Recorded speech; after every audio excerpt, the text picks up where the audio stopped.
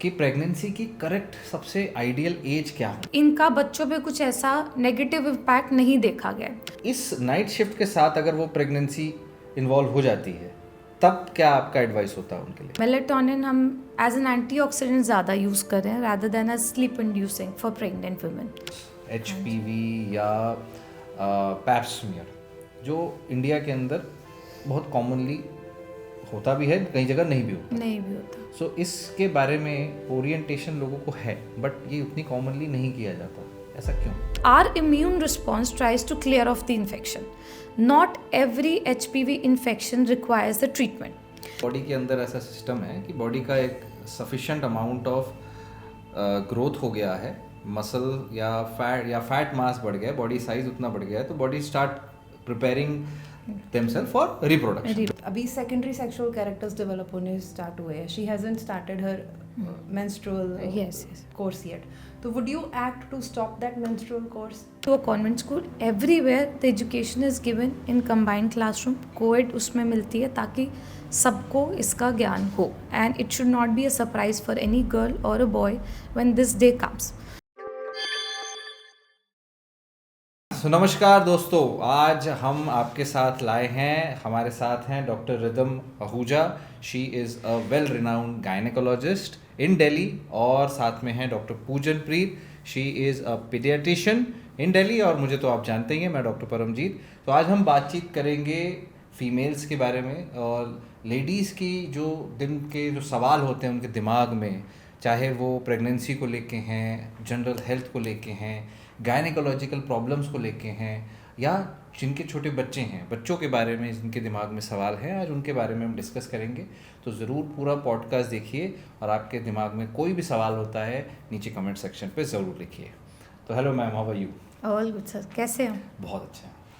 So ma'am, पहला तो मैं आपसे पूछना चाहूँगा कि प्रेगनेंसी की करेक्ट सबसे आइडियल एज क्या होनी चाहिए?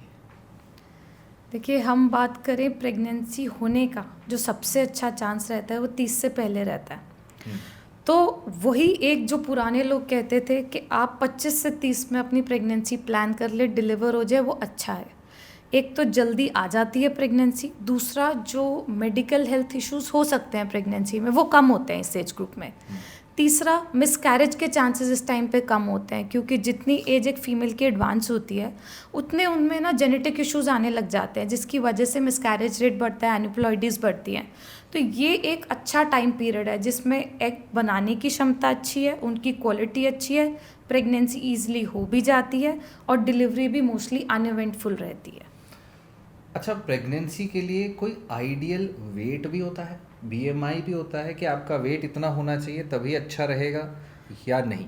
देखिए डॉक्टर साहब, BMI सबके लिए वही रेंज है, चाहे कोई प्रेगनेंसी प्लान कर रहा है या नहीं. तो नॉर्मल हमारा जो 18 से 23.5 हम मानते हैं, इतने ही रेंज में सबको प्रेगनेंसी प्लान करनी चाहिए क्योंकि हमारा एक जो वेट कैलकुलेटर है कि प्रेगनेंसी में वज़न कितना बढ़ेगा, वो होता है 12 से 16 gram for a normal BMI. तो अगर कोई ओबीज वुमेन प्रेग्नेंट होके आती है, हमारे ये सारे टारगेट्स 8 kgs के अराउंड चले जाते हैं बिकॉज हम नहीं चाहते ओवरऑल जो वेट गेन हो रहा है वो इतना ज़्यादा हो कि उसकी वजह से डायबिटीज़ का रिस्क बढ़े, BP का रिस्क बढ़े, अनीमिया ज़्यादा हो, डिलीवरी में दिक्कत हो, बच्चे के स्टक होने के चांसेस हो, सिजेरियन रेट बढ़े. So overall to minimise all the complications, ये अच्छा है कि BMI जो है वो नॉर्मल हो जब कोई प्रेगनेंसी प्लान कर रहा है. तो अच्छा, BMI और साथ में अगर किसी का BMI ज़्यादा है, कोई ओवरवेट है, जिसके आज के डेट में बहुत चांसेस हैं लोग ओवरवेट होते हैं, तो अगर वो अभी मैरिज हो गई है, 2 साल हो गए and they are close to 30, so आपका पहला क्या प्रेफरेंस होता है कि आप पहले थोड़ा अपना BMI कम कर लो बिकॉज आपका रिस्क कम हो जाएगा, या आप पहले प्रेगनेंसी कर लो, रिस्क हम मैनेज कर लेंगे? What is more preferable option? देखो, प्रेफरेबल तो यही है कि वो वज़न कम करके आए, बट जब भी हम ये बात करते हैं 6 महीने में उल्टा बढ़ा के आते हैं लोग.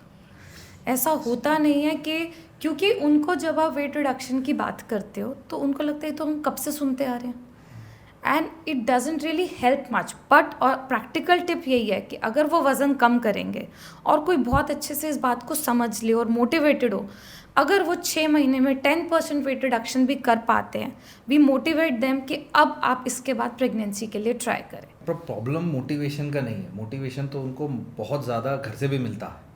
आई think the problem is guidance.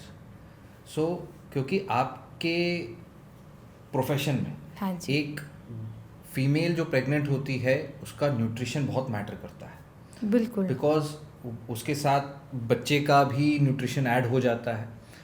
सो क्या आप फीमेल्स को प्रेगनेंसी के बाद न्यूट्रिशन की भी गाइडेंस देते हैं? प्रेगनेंसी के दौरान भी और उसके बाद भी, क्योंकि आप ये समझिए कुछ चीज़ें हैं जो हमें पता है कि उनकी डाइट से नहीं मिलेंगी. कुछ चीज़ें हैं जिनकी रिक्वायरमेंट एक्स्ट्रा ऑर्डिनरी प्रेगनेंसी और ब्रेस्ट फीडिंग में बढ़ जाएंगी. एग्जाम्पल जैसे कि प्रोटीन की रिक्वायरमेंट, आयरन कैल्शियम की रिक्वायरमेंट, फोलिक एसिड B12 की रिक्वायरमेंट, ये सारी, विटामिन डी आजकल सबको ही डेफिशिएंट होता है. तो बहुत सारा साइंटिफिक डेटा अवेलेबल है जो डायरेक्टली लिंक करता है प्रेगनेंसी की कॉम्प्लिकेशन और इन सब की डेफिशिएंसीज़ को. सो ये एडवाइस सिर्फ प्रेग्नेंट होने पे नहीं, पहले से एडवाइस हम शुरू करते हैं. तो पहले हमारा जो टेस्टिंग का प्रोटोकॉल होता था वो होता था कि प्रेगनेंसी में सीधा टेस्ट कराए, जिसका जैसा जो आ रहा है उस हिसाब से करो. बट आजकल जब हमारे पास प्री प्रेगनेंसी के लिए ज़्यादा लोग आने लग गए हैं तो वहीं उसी लेवल पे haemoglobin, diet counselling, folic acid, B12, vitamin D, इन सब के लेवल्स भी हम ऑलमोस्ट उनको बता देते हैं कि कैसे कैसे आपको मेंटेन करने हैं. तो ये सब जब हम शुरू करते हैं प्री प्रेगनेंसी तो इसको आगे कंटिन्यू करना आसान होता है. बहुत सारे लोग इसको करेक्ट कर लेते हैं जब तक वो प्रेग्नेंट होते हैं, बट जो नहीं कर पाते हैं एंड जैसे जैसे रिक्वायरमेंट बढ़ता है, जैसे कि हमारा सेकेंड और थर्ड ट्राइमेस्टर ऑफ प्रेगनेंसी में ज़्यादा रिक्वायरमेंट रहता है, उस हिसाब से उनकी डोसेजेस अगर हम सप्लीमेंट दे रहे हैं तो वो इंक्रीज़ कर दी. उनकी न्यूट्रिशन हिस्ट्री को बार बार रिव्यू करना कि वो एक्चुअली फॉलो कर रहे हैं नहीं. प्रोटीन सप्लीमेंट्स मार्केट में होते हैं वो देते हैं. तो ये ब्रेस्ट फीडिंग तक हम एटलीस्ट उनको गाइडेंस देते हैं कि हाँ उन्हें ये कंटिन्यू रखना है, not just for themselves but also for the baby. तो आपके प्रैक्टिस में या आपके हिसाब से ज़्यादातर फीमेल्स जो प्री प्रेगनेंसी या ड्यूरिंग प्रेगनेंसी आती हैं उनमें जो डाइट में सबसे ज़्यादा चीज़ जो हमें apart from vitamins, apart from this, जो सबसे ज़्यादा कमी होती है वो प्रोटीन की होती है. बिल्कुल. तो प्रोटीन की कमी के लिए ज़्यादातर वीगन या वेजिटेरियन लोगों में फिर हमारे पास ऑप्शन ज़्यादा नहीं बहुत आते, लिमिटेड हो जाते बहुत हैं. लिमिटेड होते हैं. बिल्कुल. तो उनके केस में हम वे प्रोटीन, सोय प्रोटीन या प्रोटीन सप्लीमेंट्स देते हैं. और इवन बच्चों के सेरेलैक में भी हमारे पास वे प्रोटीन होता है. सो वे प्रोटीन के बारे में कई बार धारणाएं होती हैं कि ये नॉर्मल इंसान के लिए सेफ है कि नहीं, तो होने वाले बच्चे के लिए प्रेगनेंसी में क्या वो सेफ है या नहीं. आपका इसमें क्या मानना है? देखिए डॉक्टर साहब, ये प्रोटीन सप्लीमेंट्स जो है बहुत टाइम से दिए जा रहे हैं. और वे प्रोटीन की बात करें तो अभी तक जो जितने भी सप्लीमेंट प्रोटीन पाउडर की फॉर्म में उस पर एडिक्वेटली डेटा है कि इनका बच्चों पे कुछ ऐसा नेगेटिव इम्पैक्ट नहीं देखा गया. और वेजिटेरियन सोर्सेज जैसे आप बात करें बहुत लिमिटेड होते हैं. और एक 60 किलो की फीमेल की बात करें तो 60 ग्राम प्रोटीन वो 10-15 ग्राम और ऐड करना है प्रेगनेंसी का, तो ये 80 ग्राम के करीब वो कहाँ से लाएंगे एक नॉर्मल वेजिटेरियन डाइट से? नहीं, बहुत मुश्किल है.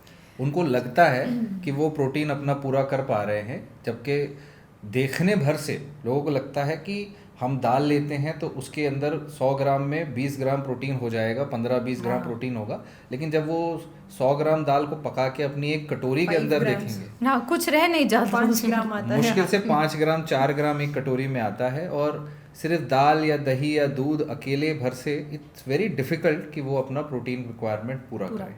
Same goes with you.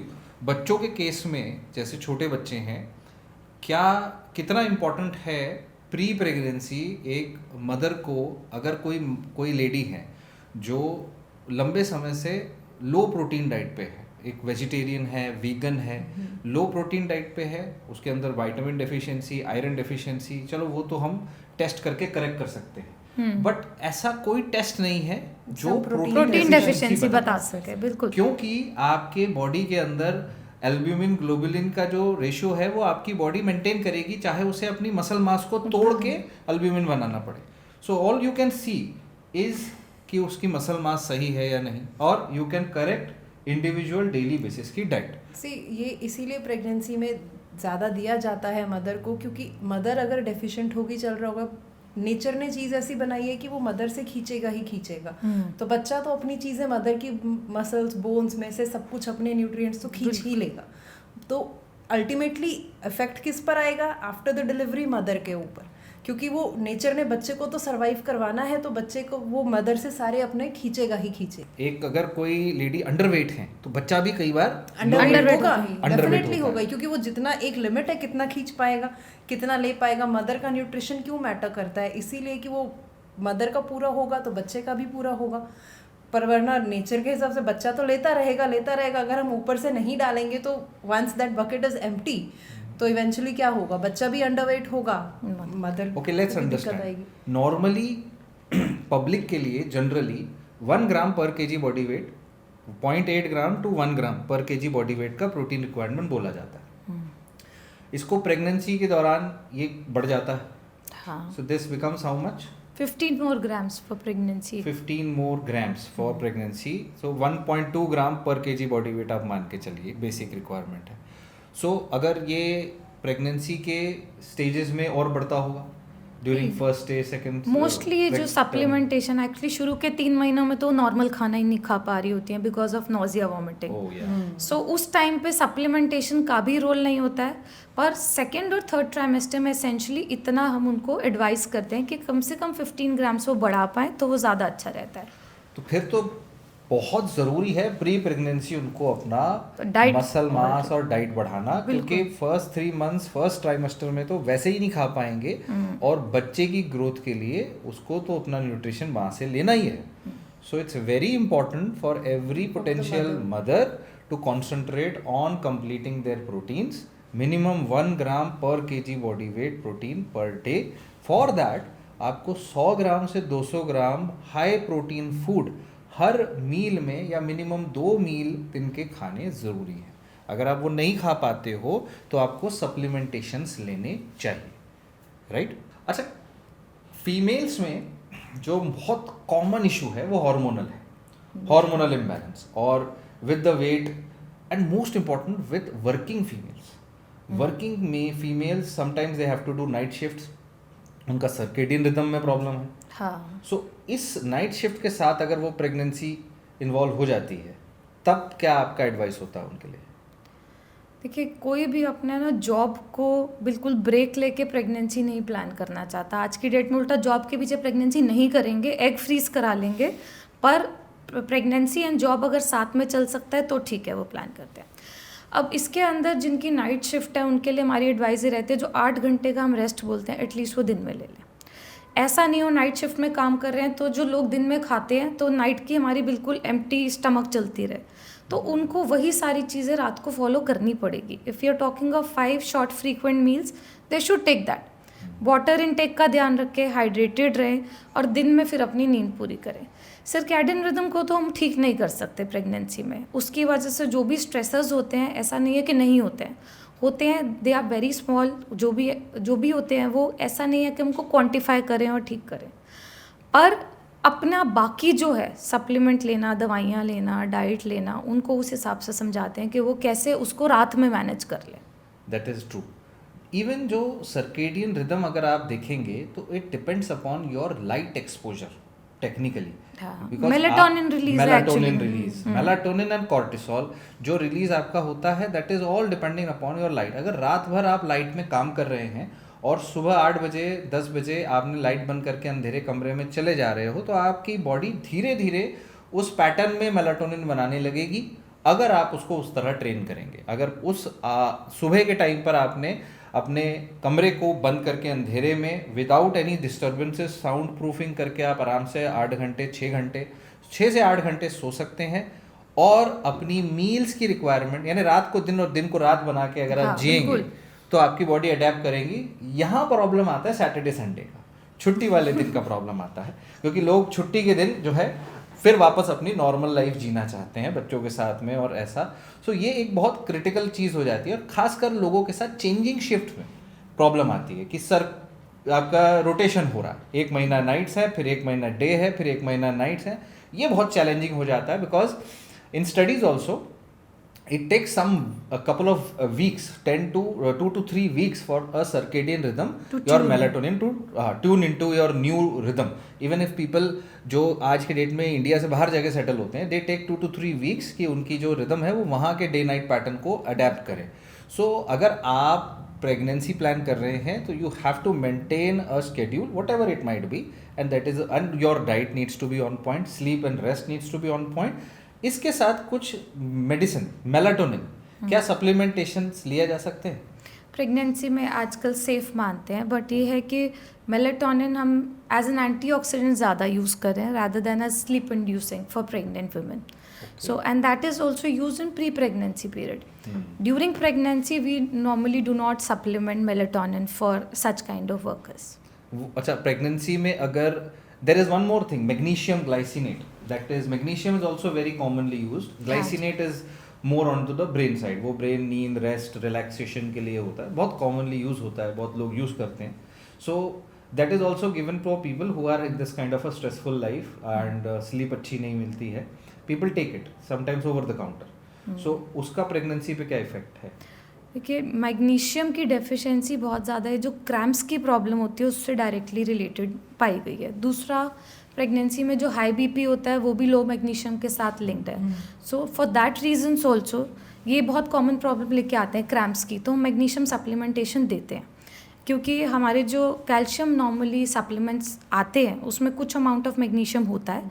But अगर ये प्रॉब्लम परसिस्टेंट है या हमें लगता है कि हमारे टेस्ट से कि ये फीमेल आगे चल के हाई बीपी इनको हो सकता है या पिछली प्रेगनेंसी में रहा है, तो अलग से भी मैग्नीशियम सप्लीमेंटेशन देते हैं. अगर कोई फीमेल को during pregnancy, first trimester, second, third trimester, sleep issues होता है, नींद नहीं आती है, तो व्हाट आर द वेज जिसमें वो बेटर स्लीप करे, और what are the common supplements और मेडिसिन्स जो आप प्रेफर करते हैं? ये कॉमन इशू होता है फर्स्ट 3 months में, नींद नहीं आना, बेचैनी होना, and you feel like sleepy, lethargicness होती है बट नींद नहीं आती है. तो इसके लिए for my patients I advice कि पोस्ट डिनर वॉक पे जाए. वो तो हम आधे घंटे की वॉक हर किसी को बोलते हैं, so that tiredness sometimes induces sleep. Second, ये जो नोजिया वॉमिटिंग के लिए बहुत कॉमनली दवाई यूज़ होती है, डॉक्साइलामीन, ये एक तरीके का एंटीहिस्टामिनिक है, तो इसका भी एक स्लीप इंड्यूसिंग इफेक्ट होता है. और क्योंकि डॉक्साइलामीन पे बहुत सारा डेटा अवेलेबल है, this is the first salt with पिरिडॉक्सिल phosphate जो सालों साल से नोजिया, मॉर्निंग सिकनेस के लिए दिया जा रहा है. तो इसी को हम बेड टाइम लेने को बोलते हैं. जैसे आपने दवाइयों की बात करी, तो हम जानते हैं कि ये जो खांसी ज़ुकाम की दवाइयाँ होती हैं, एंटीहिस्टामिनिक्स होती हैं, इनका एक साइड इफेक्ट होता है drowsiness. So Doxinate works with that. Then तीसरा, जो स्ट्रेचिंग की वजह से रेस्टलेसनेस और स्लीप नहीं आ पाती है, उसमें पिलोज यूज़ करना, लेग्स के नीचे थोड़ा सा रिलैक्सेशन करना, मसाज कराना लेग्स की, ये सारी चीज़ें हेल्प करती हैं स्लीप इंड्यूस करने में before they go to bed.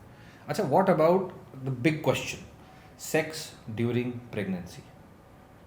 किसके लिए सेफ है, कब तक सेफ है, करना चाहिए या नहीं करना चाहिए? Intercourse during pregnancy, my personal advice, although the data may be contradictory to this, is कि first 3 months में अवॉइड करना चाहिए. उसके कारण है, उसका एक तो कारण है कि हमें ये नहीं पता प्लासेंटल डेवलपमेंट कहाँ हो रही है, जो बच्चे को ब्लड सप्लाई होने का ऑर्गन है वो कहाँ डेवलप हो रहा है. तो डीपर पेनिट्रेशन से कभी कभार जो प्लासेंटा नीचे की तरफ बन रहा होता है वो 8.5, 9, 10 हफ्ते के करीब बनना शुरू हो जाता है. तो जब वो बन रहा होता है, अगर उसमें डीपर पेनिट्रेशन होता है तो ब्लीडिंग का रिस्क रहता है. सेकेंड, अपने आप से जब प्रेगनेंसी इम्प्लांट होती है, शुरू होती है, तो हार्मोन की जो फेरबदल होती है फ्रॉम कॉर्पस ल्यूटियम जो शुरू में प्रेगनेंसी को सपोर्ट कर रहा है, शिफ्ट ओवर टू प्लासेंटा, उस दौरान प्रेगनेंसी एस्टैब्लिश हो रही होती है, बहुत वल्नरेबल होती है अदरवाइज ऑल्सो स्पॉटिंग को, ब्लीडिंग को, मिसकैरेजेस को. तो ये 3 महीने जो टाइम पीरियड है, इसके दौरान अगर इंटरकोर्स अवॉइड किया जाता है तो वो बेस्ट रहता है. देन इंटरकोर्स में जो सीमन रिलीज होता है उसके अंदर प्रोस्टाग्लैंडिन्स होते हैं. अब one set of data says कि प्रोस्टाग्लैंडिन, ये जो सीमन में होते हैं, ये कॉन्ट्रैक्शन कॉजिंग है, क्योंकि यही तो हम मिसकैरेज कराने के लिए दे रहे हैं. तो ये छोटी छोटी मात्रा में होते हैं. तो अगर ये जाएंगे तो उससे भी कुछ कुछ यूट्राइन कॉन्ट्रैक्शंस इनिशिएट हो सकती है. इसको क्वांटिफाई नहीं कर सकते कितने एक्ट ऑफ इंटरकोर्स पे कितनी कॉन्ट्रैक्शन होगी जो कितना कॉज कर सकती है damage. But oxytocin release intercourse के बाद और प्रोस्टाग्लैंडिन ये दोनों कॉन्ट्रैक्शन कॉजिंग होते हैं theoretically. So it is best that intercourse is avoided in the initial 3 months. Then once the second trimester starts, female revives her sexual drive. ठीक है, क्योंकि शुरू का नोजिया वॉमिटिंग सेटल हो जाता है, उनकी लथार्जिकनेस सेटल हो जाती है. सो उस टाइम पे प्लासेंटल डेवलपमेंट हो गया, हमें अल्ट्रासाउंड पे पता चल गया, सब कुछ ठीक है. It is so much more reassuring once the second trimester start. उस टाइम पे intercourse can be done. Second and third trimester both intercourse can be done. But positions क्या रहेंगी, कैसे करना चाहिए, ये सब पर्सनल प्रेफरेंस पे है. जैसे जैसे वेट बढ़ जाएगा थर्ड ट्राइमेस्टर में, वो कोई भी पोजीशन जिस पे बेबी को कोई प्रेशर पड़ सकता है वो सब अवॉइड की जा सकती है. एंड एक और चीज़ होती है कि इंटरकोर्स से जो सेकंड चीज़ है apart from the semen, infection transmission हो सकता है. सो इंटरकोर्स अगर कर भी रहे हैं तो इन्फेक्शन ना हो इसका ध्यान रखना है. So male partner should not have any kind of infection. और दूसरा, फीमेल को अगर कोई इन्फेक्शन होता है प्रेगनेंसी के दौरान तो वो प्रीटर्म लेबर का कारण बन सकता है. अब इसमें अगर कोई पेशेंट बोले कि हम कैसे फिर कॉशियस रहें, तो they can use condoms. That can prevent all sorts of infection, that can prevent semen travelling. So उसकी वजह से प्रोस्टाग्लैंडिन रिलीज नहीं. सो पर्सनल एडवाइस ये रहेगा, शुरू के 3 महीनों में इंटरकोर्स अवॉइड करें. सेकेंड थर्ड में आप कर सकते हैं, कोई हाई रिस्क ना हो तो. और हाई रिस्क में अगर बात करें तो हमने प्लासेंटा की एक बात करी. दूसरी बात होती है सर्वाइकल लेंथ, यानी बच्चादानी का मुंह जो है वो छोटा तो नहीं है, क्या उसके अपने आप से प्रीटर्म में जाने के चांसेस तो नहीं है. सो ये रिपीटेड जब भी अल्ट्रासाउंड होते हैं, लेवल 2 होता है बच्चे की फॉर्मेशन देखने के लिए, ग्रोथ स्कैन होता है, उस पर हमें इन्फॉर्मेशन मिल जाती है. सो एक बार ये क्वेश्चन अपने ट्रीटिंग गायनेकोलॉजिस्ट से ज़रूर डिस्कस करें कि how safe is it for us to have intercourse. And most pregnancies में you will find it is safe to have intercourse. So this is a very important point कि everybody has a different structure और उनके conditions, बच्चे की position, placenta की positions different होगी और अपने conditions के हिसाब से risk अपने gynecologist से आप discuss करें and trust your gynecologist, what she says, follow the guidelines. So इसके अलावा मैम जो बहुत common है cervical cancers, HPV या pap smear, जो इंडिया के अंदर बहुत कॉमनली होता भी है, कई जगह नहीं भी होता. सो इसके बारे में ओरिएंटेशन लोगों को है बट ये उतनी कॉमनली नहीं किया जाता, ऐसा क्यों? इसके दोनों ही कारण हैं, पेशेंट रिलेटेड भी और डॉक्टर रिलेटेड भी, कि क्यों नहीं हो पा रहा है इतना. जबकि हम बात करते हैं कि सर्वाइकल कैंसर एकमात्र ऐसा कैंसर है जिसको आप जल्दी पिक कर सकते हो और वैक्सीन से प्रिवेंट भी कर सकते हो. तो बहुत ज़रूरी है कि 100% वुमेन इसको टेस्ट कराएं, स्क्रीन कराएं. तो एक लैक ऑफ इन्फॉर्मेशन है ऑन द पेशेंट एस्पेक्ट, उन्हें नहीं पता कब कराना है. तो उन सब के लिए आई वुड टेल देम 21 साल से लेके जब भी वो सेक्सुअली एक्टिव हो रही हैं तब, या at 21 years whatever age is earlier, उस पे हर 5-5 साल पे ये सर्वाइकल कैंसर का टेस्ट होना चाहिए. तो सर्वाइकल कैंसर का टेस्ट होता कैसे? इंटरनल चेकअप किया जाता है, इंस्ट्रूमेंट इंसर्ट किया जाता है यूट्रस के माउथ को, जिसको सर्विक्स कहते हैं, बच्चादानी का मुंह से देखने के लिए. उस पर एक ब्रश रब करते हैं और उसको टेस्टिंग के लिए भेजते हैं. अब अपने आप में एक प्रोसीजर जो है फीमेल्स को अनकंफर्टेबल लग सकता है फॉर नो रीज़न. सिर्फ स्क्रीनिंग के लिए ये कराना उन्हें अजीब लगता है. तो ज़्यादातर लोग तब कराते हैं जब उन्हें कोई प्रॉब्लम होती है, वजाइनल डिस्चार्ज की प्रॉब्लम से आते हैं, ल्यूकोरिया जिसे कहते हैं, बहुत सफ़ेद पानी गिर रहा है, जब उसकी वजह से आते हैं तभी टेस्ट कराते हैं. ऐसा नहीं होता कि वो अपने आप स्क्रीनिंग कराने जाएं. जिनको इन्फॉर्मेशन है और जो इस प्रोसेस से गुजर चुके हैं फॉर वेरियस रीजंस, डिलीवरी हो गई या फैमिली में किसी का हुआ या पहले vaginal infection, they are the ones जिनको एक्सेप्टेंस भी है, करवा भी लेते हैं और सिर्फ इसके लिए आ भी जाते हैं. What about vaccine? वैक्सीन तो फिर भी बेटर ऑप्शन है, सेफर ऑप्शन है, ईजियर है. वैक्सीन तो फिर भी सबको लेनी चाहिए. डॉक्टर साहब, वैक्सीन का इशू है कि अब प्रधानमंत्री ने बोला है कि आ जाएगी, पर otherwise it is an expensive vaccine. वो टेटनेस की तरह नहीं है 100 रुपये में लग गई और हो गया एक बारी में.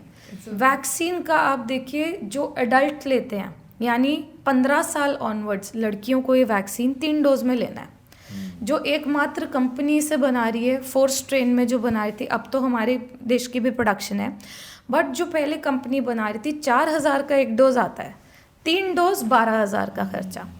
अब जो हमारी आती है सर्वावैक जो बात है, उसमें 2 डोजेज आती हैं एक साथ 4000 में, तो आपको कोई एक पार्टनर लाना होगा कि एक में से आप 2 डोज लगा पाए, वरना आपको फिर वही बात यहाँ बैठेगी। अभी लड़कियों को पढ़ाने के लिए लोग रेडी नहीं हो रहे हाँ, हैं, वहाँ तो पे उनके वैक्सीन लिए 16,000 12,000 डॉक्टर आप बताइए, देखो अब आइडियल एज तो मैम 9 से 14 है, आपके पास कितने लोग 9 से 14 में लगवा लेते हैं? हार्डली है नहीं, मतलब कितना भी आप बोलो खींचते अगली बार देखते हैं, अगली बार देखते हैं, दे डोंट, नहीं लगवाते। कितना भी आप बोलो कि अभी क्या ज़रूरत है, बिकॉज आई थिंक ये सिर्फ इसी से ही नहीं, I think the lack of sexual education जो हमारे टीनेजर्स में है, या पेरेंट्स या बच्चों में जो एक कम्युनिकेशन नहीं होता है, उसकी वजह से भी बहुत है। क्योंकि बच्चे को तो नहीं पता, एक 14 साल के बच्चे को नहीं पता कि उसको HPV का वैक्सीन क्यों लग रहा है। रादर आई थिंक 15-16 साल की लड़कियों के को अपनी सेक्सुअल एजुकेशन के बारे में सब कुछ पता होना चाहिए, अपनी सेक्सुअल हेल्थ, अपनी बॉडी के बारे में they should know. They are going through so many changes, पर कितना कुछ होता है जो उन्हें नहीं पता होता। तो जब उन्हें यही नहीं पता होता है और उसके ऊपर उनको ये बताना है कि एक कैंसर से प्रिवेंट करने वाली वैक्सीन है, तो वो एक एडेड बर्डन है, जो कि मुझे लगता है कि शायद अगर स्कूल सेक्सुअल एजुकेशन और अच्छे से स्टार्ट करें या सब कुछ बताएं, पेरेंट्स उनके साथ कम्युनिकेट करें कि उसमें सबका पार्ट है, सिर्फ एक। मैंने एक ना व्हाट्सएप वो घूमता हुआ मैसेज देखा था कि वैक्सीन ले लोगे तो उसके बाद इनफर्टिलिटी हो जाएगी, इसके बाद उल्टा कैंसर हो जाएगा, क्योंकि जैसे कोविड वैक्सीन लेते थे तो कोविड हो जाता था, तो सर्वाइकल कैंसर की वैक्सीन लोगे तो उससे कैंसर हो जाएगा। अरे मैम ये ऐसी चीज़ें तो आई मीन आई हैड ऐसे ही घूमते मैसेजेस तो बहुत है कि अगर आपने पीरियड्स में डिस्मेनोरिया में या पेन्स में अगर आपने कुछ मेडिसिन खा ली तो आपकी फेलोपियन ट्यूब्स श्रिंक हो जाएंगी और आप आगे कभी प्रेग्नेंट नहीं हो पाएंगे। ऐसी मिथ्स हैं। Probably that is the reason we are here कि ये जो बातें जो बिना सिर पैर की बातें सर्कुलेट होती रहती हैं, हम उसे किसी ना किसी लेवल पे अगर डीमिस्टिफाई कर पाएँ तो वो ज़्यादा अच्छा रहेगा। क्योंकि वैक्सीनेशन ज़रूरी है पर अवेलेबल नहीं है, जब अवेलेबल होगी तब हम नहीं जानते कैसा होगा, पर आज की डेट में जो लोग अफोर्ड कर सकते हैं उन्हें ज़रूर लगवानी चाहिए। अच्छा, ये वायरस जो है HPV, ऐसे तो ये बहुत कॉमन वायरस है और बहुत आसानी से फैलता है, इवन ये तो किसिंग से भी फैलता है। सो बहुत कॉमनली ऐसे पेशेंट्स आते हैं, मेरे पास भी आते हैं जिनका पॉजिटिव आ जाता है HPV, और बच्चों में भी आ जाता है कई बार। तो ऐसे केस के बारे में मतलब, क्योंकि ये बहुत कॉमन है और अगर डेटा निकालें तो if I am not wrong 70-80% लोगों को तो ऑलरेडी है। बिल्कुल। सो 70-80% के अंदर अगर HPV है तो वैक्सीन लगाना या नहीं लगाना आपके हिसाब से कितना बड़ा डिफरेंस देगा? को HPV वायरस आपने बात की, इसके बहुत सारे स्ट्रेन्स हैं। सो हमें सारे स्ट्रेन्स की मैं बात करूं तो सिर्फ सर्वाइकल कैंसर कॉजिंग जो होते हैं वो 4 स्ट्रेन हैं। सो बाकी सारे स्ट्रेन क्या करते हैं, वो अलग अलग जगह के वॉट्स कर सकते हैं, मुंह के एरिया के, हाथ के, पाम्स, सोल्स, हर जगह पे कुछ ना कुछ HPV इन्फेक्शन का अलग मैनिफेस्टेशन होता है, स्किन लीजन होता है। और बॉडी जैसे हर वायरस को या हर किसी दुनिया भर के कोई भी इन्फेक्शन को क्लियर आउट पहले खुद करने की कोशिश करती है, तो our immune response tries to clear off the infection. Not every HPV infection requires the treatment. So HPV infection हमारी बॉडी से अपने आप क्लियर आउट हो जाता है बाय आर इम्यून रिस्पॉन्स। जो हमने बात किया 4 इंपॉर्टेंट स्ट्रेन हैं, वो सर्वाइकल कैंसर कॉजिंग होते हैं। तो जब हम इंटरकोर्स की बात करते हैं तो इंटरकोर्स से इंट्रोड्यूस हुआ, बट मोस्टली लोगों में वो क्लियर आउट हो जाता है। तभी वैक्सीनेशन की बात हो रही है before the first exposure to any kind of HPV strain that we are talking of is of relevance. And the vaccine is for only those 4 high risk strains. अच्छा, इस पे एक नई वैक्सीन है HPV-9। HPV-9 में वो 4 strain तो cover हैं ही जो सर्वाइकल कैंसर कॉजिंग है, 5 और स्ट्रेन है जो बाकी जेनाइटल वॉट्स, पामर वॉट्स, इन सबको भी प्रिवेंट करते हैं। तो बाय रिकमेंडेशंस वो मेल्स को भी लगनी चाहिए, क्योंकि उनमें तो सर्विक्स नहीं है, पर बाकी सारे स्ट्रेन्स जो हैं और जो 4 अगर म्यूचुअली ट्रांसमिट हो रहे हैं इन्फेक्शन तो उनको भी प्रिवेंट करेंगे, और रेसिपिएंट जो हमारी गर्ल्स हैं, फीमेल्स हैं, उनको भी प्रिवेंट करेंगे। But again cost is thrice because उसमें स्ट्रेन ज़्यादा कवर। अच्छा, what about the recommendation for already patient जिनका HPV पॉजिटिव है, उनके केस में व्हाट इज द रिकमेंडेशन? देखिए, जब हम स्क्रीन करते हैं तो हमारी रिकमेंडेशन है 21 साल से हम स्क्रीनिंग तो शुरू करते हैं, पर वो स्क्रीनिंग होती है सिर्फ जैसा आपने बोला पैप स्मेयर की, क्योंकि हम HPV DNA को अगर टेस्ट करेंगे, अब इस पे मैं विस्तार में जाऊं तो हमने ब्रश रब किया सर्विक्स के ऊपर, उसको 2 टेस्टिंग के लिए भेजा। एक हुआ जिसमें हमने माइक्रोस्कोप में स्लाइड बनाई, जो हमने पैप्समेयर बोला या जिसको LBC भी कहते हैं, वो देखा। दूसरा हमने टेस्ट किया कि उसमें HPV है या नहीं। तो रिकमेंडेशंस ये हैं कि 30 साल से पहले HPV टेस्ट मत करो। पॉजिटिव आ भी गया तो उसका कोई रेलेवेंस नहीं है, पर वो पैप्समेयर और माइक्रोस्कोप के नीचे ज़रूर देखो कि उसमें क्या फाइंडिंग है। उसमें जैसी फाइंडिंग आए उस हिसाब से प्रोसीड करें।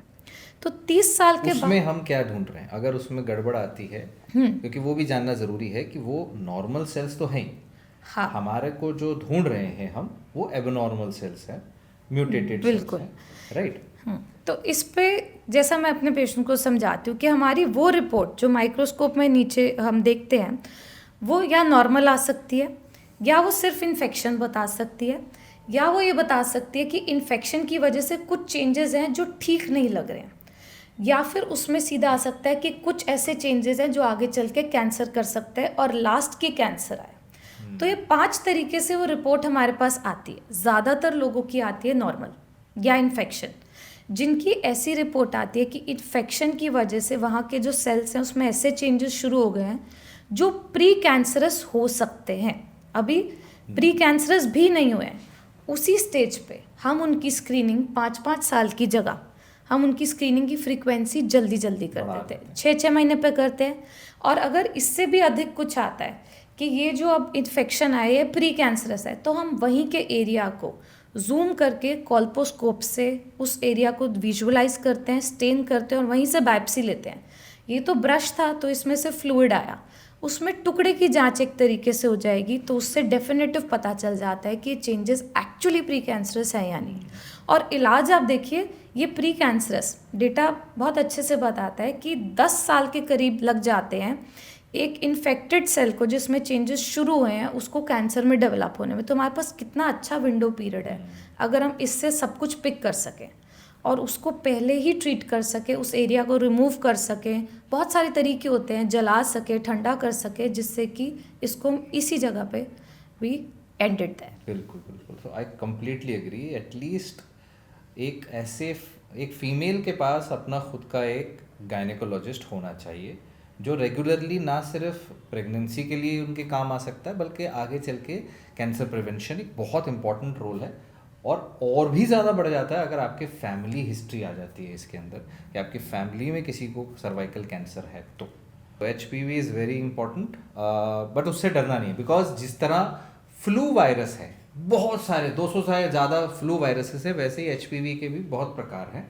डेंजरस बहुत कम होते हैं, जिनके लिए वैक्सीन अवेलेबल है, थोड़ी कॉस्टली है, मगर ऑप्शंस हैं जो ऐसे ऑप्शंस को लेना चाहते हैं। जब मैं आप बताऊँ प्रीकॉशस प्यूबर्टी का इंसिडेंस आप कितना देखते हो?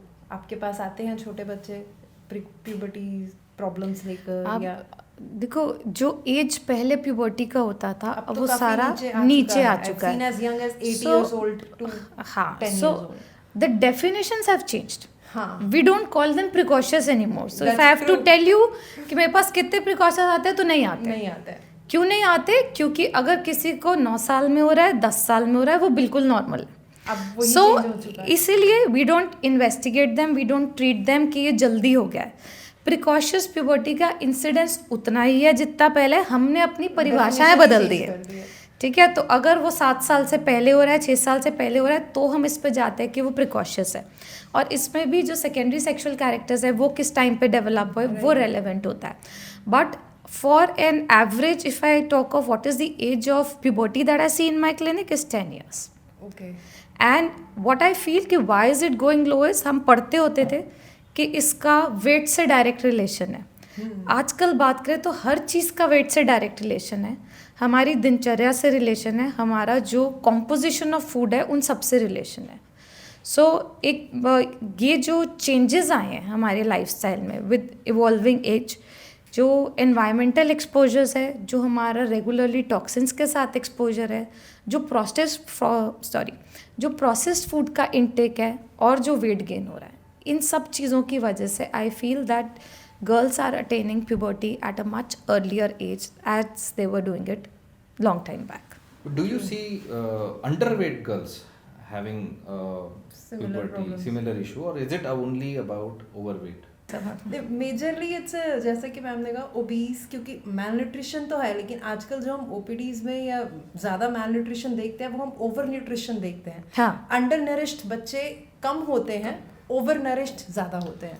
ओवर नरिश्ड भी if you look at their protein वो नहीं पूरा हो रहा है, but the sugars and the carbs they are taking वो ओवरली फेड है. सो टेक्निकली हो सकता है कि बॉडी के अंदर ऐसा सिस्टम है कि बॉडी का एक सफिशिएंट अमाउंट ऑफ ग्रोथ हो गया है, मसल या फैट मास बढ़ गया है, बॉडी साइज उतना बढ़ गया है, तो body start preparing themselves for reproduction. Basically वो एज से डिटरमाइन नहीं करता है. हो सकता है किसी फीमेल के अंदर ग्रोथ जल्दी हो गया है तो उसका जल्दी हो जाता है, किसी का ग्रोथ नहीं हुआ है या वजन नहीं आया है तो वो डिले भी हो जाता है. तो might be that is the key factor here. Maybe some other things are also maybe that is a way of nature of telling the body ki ab the body is ready to release the hormones. जहाँ तक under nutrition और आपने बोला under weight girls का, तो ऐसा नहीं, उनमें भी होती है क्योंकि उसमें बाकी सारे फैक्टर्स भी इम्पॉर्टेंट है तो वो भी रोल प्ले करते हैं. बट जो बहुत एनोरेक्सिक होती हैं who are into starving, weight gain ना हो जाए या दिक्कत ना हो जाए, तो उनके अंदर उल्टी हार्मोनल डिस्टर्बेंस होती है. They don't see their periods, they start to miss their periods. Yes, उल्टा डिले होने लग जाए, वो अलग प्रॉब्लम चली जाती है कि सेंट्रल सप्रेशन हो जाता है हार्मोन्स का ब्रेन के लेवल पे, तो उनमें अलग तरह की हार्मोनल दिक्कतें होती है. अच्छा मैम, कोई अगर बच्ची आती है लाइक से 9 इयर्स, अभी सेकेंडरी सेक्सुअल कैरेक्टर्स डेवलप होने स्टार्ट हुए हैं, she hasn't started her menstrual course yet, तो would you act to stop that menstrual course के नहीं, या अब स्टार्ट हो चुका है तो let it नहीं, एज आई सेड कि ये हमारी नॉर्मल की परिभाषा में है, तो इसको हम स्टॉप करने के लिए नहीं करते. बट हाँ, यहाँ पे एक बात आती है रिगार्डिंग द हाइट. राइट, क्योंकि दैट्स द ओनली थिंग कि क्योंकि एक बार स्टार्ट हो गया तो हाइट नहीं बढ़ेगी. बिल्कुल. तो would you intervene at that point? So ideally the endocrinologists do it and we refer it to them. So if a girl is short stature, हमें लगता है कि फैमिली की जो हाइट है, पेरेंट्स की जो हाइट है, वहाँ तक वो अचीव नहीं कर पाई है और ना कर पाएगी अगर पीरियड शुरू हो जाते हैं, क्योंकि ये सारे सेकेंडरी सेक्सुअल कैरेक्टर स्टार्ट हो गए. That is the only indication when we try and stop them by means of artificial hormonal medication, जिससे क्या होगा, जब तक हाइट अचीव करेंगी उसके बाद फिर पीरियड स्टार्ट. तो पीरियड अगर बच्चे का जल्दी आ जाता है तो क्या उसके बाद हाइट नहीं, बिल्कुल भी नहीं बढ़ती है? थोड़ी बहुत बढ़ती है, बट तब तक बढ़ती है जब तक बोन्स की एफिफाइसिस जो है वो क्लोज होती है. Usually on an average it's a 2 year window होता है पोस्ट. स्पर्ट नहीं आएगा डॉक्टर साहब, जो स्पर्ट आना है वो पीरियड से पहले आ जाएगा. स्पर्ट नहीं आता है, उसके बाद इट्स द स्पेस जो रह चुका है आपका जॉइंट्स में, रिस्ट का हम कार्पल बोन्स का देखते हैं. तो 2 इंच टाइप का हम आइडिया देते हैं कि इतना उम्मीद कीजिए, इसके बियॉन्ड ज़्यादा नहीं. ग्रोथ स्पर्ट बच्चों में शुरू हो गया है, इसके क्या साइंस है? बच्चे कैसे पहचान सकते हैं, मदर फादर, कि ग्रोथ स्पर्ट शुरू हुआ है या नहीं हुआ? ग्रोथ स्पर्ट स्टार्ट होता है तो देखिए, ग्रोथ स्पर्ट्स फेजेस आते हैं बच्चों के. एक तो छोटे बच्चे में आएगा, जब बच्चा आपका हमेशा इन्फेंट बच्चा है तो वो जब कोई मेजर माइलस्टोन अचीव कर रहा है तो उससे पहले उसके कुछ साइंस होंगे. बच्चा चिड़चिड़ा होता है, खाना पीना छोड़ता है, क्रैंकी होता है. इन्फेंसी के बाद, चाइल्डहुड में 4 to 5 years के बाद एक स्पर्ट आता है. इसके बाद सीधा एडोलेसेंस पर जब बच्चे को आएंगे तब ग्रोथ स्पर्ट जब बच्चा लेगा, increase in height, increase in appetite, mood changes. This doesn't happen in days, it happens in weeks and months. So the point is, because at that time बच्चे का डाइट मैटर करता है. Diet matter करता है. It's majorly जब बच्चा हमारे पास routinely आ रहा है, सो वी नो अभी 10 साल का हो गया, 11 साल का हो गया, तो वी स्टार्ट टेलिंग पेरेंट्स कि अब आपको इसके न्यूट्रिशन पर ज़्यादा फोकस करना स्टार्ट कर देना है, because he may be entering the pubertal growth spurt soon. It's not कि आज ग्रोथ स्पर्ट आ रहा है तो ये कोई इंडिकेशन है या साइन है, ऐसा नहीं है. It's a process. Okay, let's understand. आज के डेट में height is a big issue, females हो या मेल्स हो, और उनको बच्चों की हाइट बढ़ानी या सही आ जाए, इसका कंसर्न हर माँ बाप को. And females can come to a gynaecologist और पीडियाट्रिशियन कि भाई ये बच्चा है, इसकी हाइट अच्छी हो जाए, हमें कंफर्म करना है. तो what 10-year-old boy and a girl, what is the best option for them to ensure कि हाइट होगी बच्चे की? देखिए, हमारा एक MPH फॉर्मूला होता है विच इज़ कि जितना बॉयज़ के लिए एक मदर का और फादर का एवरेज हाइट प्लस 6.5 करते हैं और गर्ल्स में minus 6.5. It's a basic formula कि इतना एक है कि ये एक एवरेज हाइट है, ये अचीव करेगा ही करेगा बच्चा. इसके अलावा सर्टेनिटी वो तो काफ़ी सारे फैक्टर्स पे, बिकॉज अगर वो प्यूबर्टी के एरिया में अगर उसको कोई न्यूट्रिशनल डेफिशिएंसी होती है, कोई डिजीज हो जाती है, तो उसकी ग्रोथ हैम्पर करेगी. टाइम पे एडवाइस करते हैं होता है कि इतना तो बच्चा अचीव करेगा. There has to be stimulus. हमारी बोन्स हमें पता है कि एक डायरेक्शन में ग्रो करेंगी, तो हम फिज़िकल एक्टिविटी इस टाइम पे उनको बोलते हैं कि ज़्यादा से ज़्यादा फिज़िकल एक्टिविटी में बच्चा इनरोल रहे और अपनी डाइट का ध्यान रखे, जिसमें अगेन प्रोटीन इज़ रेलेवेंट.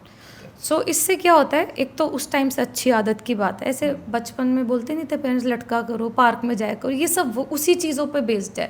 तो वो स्टिमुलस होता है लीनियर ग्रोथ के लिए, वो इम्पॉर्टेंट है. अगर सही टाइम पे दिया जाए तो वो हेल्प करता है अपनी वो जो जेनेटिक हमारी हाइट है उसको अटेन करने में. And that is not going to effect in one day. हाँ, it is a gradual process. ये एक प्रोसेस है, आपको कंटिन्यूअसली उस पर फोकस करें. 8-10 साल से लेके बच्चा जब तक 16-18 साल का नहीं होता है, उसका जंपिंग, प्लेइंग, लटकने वाली कुछ ना कुछ एक्टिविटीज़ बहुत ज़रूरी है. अगर वो जंप करता है तो वर्टिकल प्रेशर्स एंड लटकता है तो that stretch on the muscles, on the bones and the joint, they help. And उसके साथ अगर उसको प्रॉपर न्यूट्रिशन मिलता है तो यहाँ सबसे बड़ा रोल आता है माँ बाप का कि अगर बच्चे ही आपके सेडेंट्री हैं और किताबों में ही घुसे हुए हैं, तब सिर्फ दवाई से बच्चों की हाइट बढ़ेगी नहीं. So what is the best sport activity for height growth according to you? जैसे कि मैम ने स्टिमुलस के लिए best sports activity I think gymnastics. आप जंप करते हो, रोल करते हो, बैलेंस सीखते हो, तो आपकी मसल्स, आपकी बोन्स हर तरीके से स्टिमुलेट होती हैं. तो मैं कि बच्चों को जिमनास्टिक्स, बैलेंसिंग कराना बहुत ज़रूरी है. सो बच्चों को जिमनास्टिक्स में डालिए, बहुत अच्छा रहेगा. और अगर हम पीरियड एजुकेशन डालते हैं, बच्चों को पीरियड्स आने वाले हैं, that comes into a sex education, what is the age जहाँ पे माँ बाप को वो चीज़ बच्चों के साथ या किसको शेयर करनी चाहिए? पहले तो एजुकेशन किसने देना चाहिए बच्चों को और किस एज पे देना चाहिए? आई फील एजुकेशन की जिम्मेदारी सबकी है. ऐसा नहीं हो सकता कि स्कूल में मिल रहा है और घर वाले शाय अवे करें इस टॉपिक से. So everybody first of all should feel it is not a taboo. इसके बारे में आराम से बात की जा सकती है. तो स्कूल में टीचर्स, स्पेशलिस्ट, एज स्पेशलिस्ट हमें भी बुलाते हैं कि हम उनके सेशंस ले सकें. तो उनके हेल्थ एजुकेटर्स स्कूल के अपने होते हैं एंड पेरेंट्स, सबको ही ये बात करनी चाहिए. एंड राइट एज की बात करें, so 9 years is probably an age जहाँ पे इन लोगों को ये सारी बातें पता चलनी शुरू हो जानी चाहिए. और बेसिक अगर हम बात करते हैं साइंस एजुकेशन की, तो वो भी शुरू हो जाती है. इस टॉपिक को टच करना शुरू कर देते हैं क्लास 3, क्लास 4 में. तो उसी को हमें थोड़ा और एलैबोरेट तरीके से उन्हें बताना होता है. एंड आई रिमेंबर कि इन आवर टाइम्स ऐसा होता था कि सिर्फ गर्ल्स को एजुकेशन दी जाती थी, क्लासरूम्स में सेपरेट हाँ. कर दिया जाता था. सो आजकल things have changed from a government setup to a public school to a convent school. Everywhere the education is given in combined classroom. Co-ed उसमें मिलती है ताकि सबको इसका ज्ञान हो. And it should not be a surprise for any girl or a boy when this day comes. So mostly in our clinics also when we see girls coming, उनको कुछ idea already होता है इस बारे में. सिर्फ कुछ उनके डाउट्स होते हैं जो वो पूछते हैं. बाकी मोटा क्यों हुआ, कैसे हुआ, कब तक रहेगा, क्या है, mostly they are aware of it.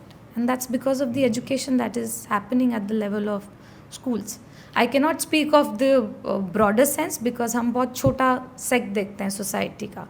But ये एजुकेशन हर लेवल पे इम्पॉर्टेंट है, सिर्फ प्राइवेट पॉश स्कूल्स में नहीं, इन ऑल सेक्टर्स. ओके, एक बड़ा सवाल इसमें ये है कि periods is a very integral part of a female life and they have to adjust with it, live with it, deal with it. And उसके साथ अपनी नॉर्मल लाइफ, चाहे वो स्पोर्ट्स में हैं, चाहे कहीं हैं, चाहे वो काम पे हैं, they have to adjust. So they have a few tools उसके लिए. What is the best way? Is it a pad, a tampon, a cup? What is the safest and the best way जो आज के date में आपको लगता है फ्यूचरिस्टिकली यही सब अपनाएंगे? Conventionally it has been sanitary pad. Sanitary pads का इशू था availability and cost. And then reusability उसमें नहीं है और प्लास्टिक का जो वेस्ट जनरेट हो रहा है तो उसके लिए भी ऑप्शंस आ गए हैं जो बायोडिग्रेडेबल है. बट अगेन लिमिटेड मैन्युफैक्चरिंग है, लिमिटेड अवेलेबिलिटी है और कॉस्ट बहुत ज़्यादा कम नहीं हो पाया एंड रीयूजेबल ऑफ कोर्स नहीं है. सो पैड्स की जहाँ तक बात करें वो घर में भी लोग बना सकते हैं. नॉर्मली जो पहले कन्वेंशनली क्लॉथ यूज़ करते थे वो भी यूज़ कर सकते हैं अगर हाइजीनिकली कर रहे हैं ये काम. और अगर अपने घर में ही यूज़ कर रहे हैं तो वो सबसे लो कॉस्ट और सस्टेनेबल चीज़ है और वो कोई पोल्यूशन को ऐड नहीं कर रहा. बात करते हैं टैम्पून्स और कप की. सो कप रीयूजेबल होते हैं, बहुत ईजिली अवेलेबल होते हैं. सही तरीके से अगर कोई समझ ले कैसे यूज़ करना है, कौन सा साइज़ उनके लिए अप्रोप्रिएट है, क्योंकि ऑफ कोर्स वर्जिन वजाइनास के लिए अलग होगा, जो ऑलरेडी डिलीवर्ड है उनके लिए अलग होगा, तो साइज़ अलग अलग आते हैं. उस हिसाब से वो इंसर्ट करने की टेक्निक सीख लें और अगर वो उसको यूज़ कर पाते हैं तो it is a more sustainable method. उससे प्लास्टिक जनरेशन नहीं है, वन टाइम कॉस्ट है, एक्सपेंसिव नहीं होगा और ये लंबे समय तक चल सकता है. दिक्कत यहाँ क्या आती है with tampons and menstrual cup, insertion and learning the technique to insertion is a problem and not everybody is comfortable with the foreign sensation in the vagina. So ये एक बैरियर होता है जिसके लिए बहुत लोग इसके ऊपर नहीं जाते हैं और वो कन्वेंशनल वो यूज़ कर रहे हैं. दूसरा अवेयरनेस कम होती है टैम्पून्स और कप की. तो एज हम पूरा अगर देश की बात करें तो सबको ये चीज़ें समझ भी नहीं आएंगी. एक और मिसकंसेप्शन ये होता है कि अगर ये यूज़ किया तो that is equal to losing your virginity, जिसके लिए बहुत लोग बहुत ज़्यादा सेंसिटिव होते हैं.